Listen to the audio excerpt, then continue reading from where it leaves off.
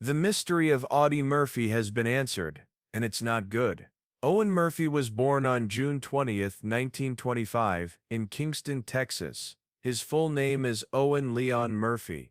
Murphy was the seventh of Emmett and Josie Bell's 12 children. During the Great Depression, Murphy's family was barely able to make ends meet as they farmed together. His mother died when he was 16 years old, and his father left the family when he was still a boy. Murphy dropped out of school and did odd jobs to help support his younger brothers because he was orphaned and had only learned the fifth grade.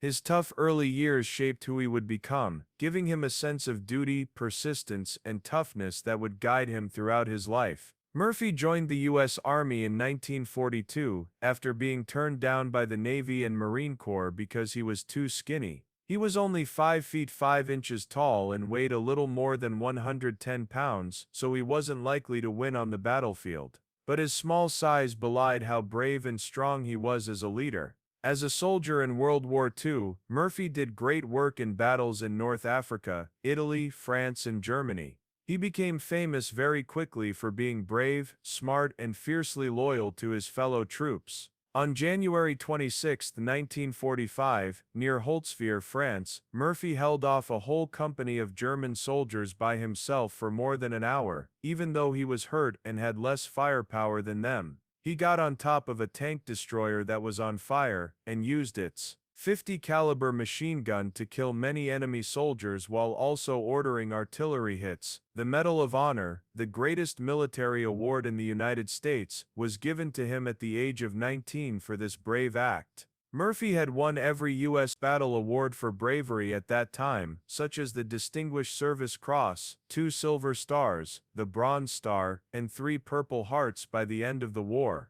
During World War II, he earned 33 awards and decorations from the U.S. and its allies, making him the most decorated American soldier.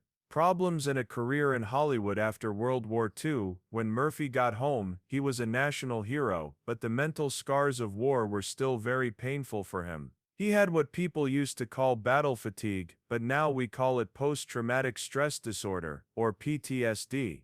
Despite these problems, he used his fame to bring attention to the problems veterans face and the need for mental health care. He was one of the first public figures to talk openly about how combat affects people emotionally. After that, Murphy moved to Hollywood and became a successful actor there. In 1955, he was in To Hell and Back, a historical war movie based on his own book of the same name. It was his most famous role.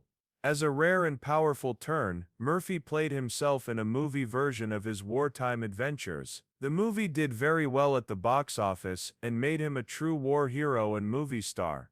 Murphy was in a lot of westerns and war movies, but he never thought of himself as a great actor. He tackled acting with the same sense of modesty that had always been a part of his life. Besides singing, he wrote a few country and western songs that were recorded by famous singers of the time, such as Dean Martin and Charley Pride. Murphy, who was becoming a rising star at the time, got a memorable part as the Utica Kid in the classic western Night Passage in 1957. He shared the screen with great actors, James Stewart and Dan Duryea. Murphy's career reached a major turning point with this movie. It showed that he could work with some of Hollywood's biggest names and cemented his place in the popular Western genre that was popular at the time. In many ways, 1959 was a very important and productive year for Murphy. People were blown away by him in not one but 3 Westerns, each of which showed off a different aspect of his playing skills.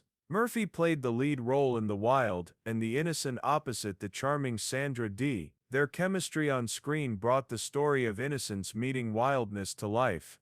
In addition to acting, Murphy worked behind the scenes as an uncredited co-producer on the stark black and white drama Cast Along Shadow, working with the famous Walter Mirisch. This relationship showed that Murphy was becoming more influential in Hollywood beyond just acting. The movie No Name on the Bullet, in which Murphy played a hired killer, was the one that really caught the attention of reviewers. The movie got a lot of good reviews, praised for its moody story, and Murphy's intense multi-layered performance, which helped him become known as one of the most versatile and compelling main men in Western history. Murphy was good at more than just acting in movies. In 1960, he also wowed TV viewers when he co-starred with the famous Thelma Ritter in an episode of Star Time called The Man. This showing showed how comfortable and charismatic Murphy is in the new medium of television, which made him more appealing to an even larger audience. Murphy was more than just an actor. In the early 1960s, he showed his sense of civic duty and patriotism by volunteering his time, skill and star power to help the U.S. Army's TV show The Big Picture. During 3 episodes, he not only showed, but he also helped the military talk to the public in a trustworthy way. In 1960, the prestigious Outstanding Civilian Service Medal was given to him in honor of his hard work. The best episode was Broken Bridge, in which Murphy visited military bases in Germany, Italy, Turkey, and the American Southwest, including New Mexico, to show off the latest military technology and weapons. This episode mixed fun with serious topics. During this time, Murphy's artistic partnerships grew, especially with Claire Huffaker, who wrote the screenplays for 2 of Murphy's most important movies in 1961, 7 Ways from Sundown and Posse from Hell. These movies cemented Murphy's place as a major figure in Western film,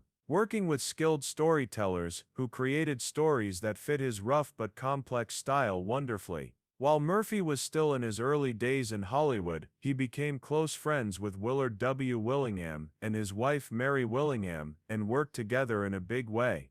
They worked together on a number of projects that showed how well their skills could work together. Willard produced Murphy's 1961 TV show Whispering Smith, and co-wrote the script for Battle at Bloody Beach that same year, which mixed grim stories with exciting action. These movies, Bullet for a Bad Man 1964 and Arizona Raiders 1965, which were made together until the mid-1960s, added to Murphy's reputation as a Western director. The Willinghams wrote the screenplay for Gunpoint together. In 1967, they wrote the story for 40 Guns to Apache Pass, which was Murphy's last Western lead role. Murphy even widened his horizons by filming Trunk to Cairo in Israel in 1966. This showed that he was ready to play different and challenging roles outside of traditional American settings. Murphy's friendship with director Bud Bodisher was one of the most important in his career. It started in a boxing gym, which wasn't where you might expect it to. Murphy had asked to be Boddicher's boxing partner at Terry Hunt's athletic club. This led to a creative relationship that lasted for almost 20 years. Because of this, Murphy got the lead part in Boddicher's first Western, The Cimarron Kid, which came out in 1951. This movie set the stage for future collaborations between the two. They stayed close, and in 1969, Boddicker wrote the story for Murphy's last movie, A Time for Dying. It was a touching end to their long working relationship. They were supposed to work together on 2 more projects, A Horse for Mr. Barnum and When There's Something to Do, but they never got made. Fans are left wondering what could have been if the two had kept going with their creative journey. Audie Murphy's personal life had both good and bad times, just like the problems he had when he wasn't fighting. His marriage to actress Wanda Hendricks took place in 1949. In the 1940s and early 1950s, Wanda was in a number of movies that made her a famous Hollywood star. The media paid a lot of attention to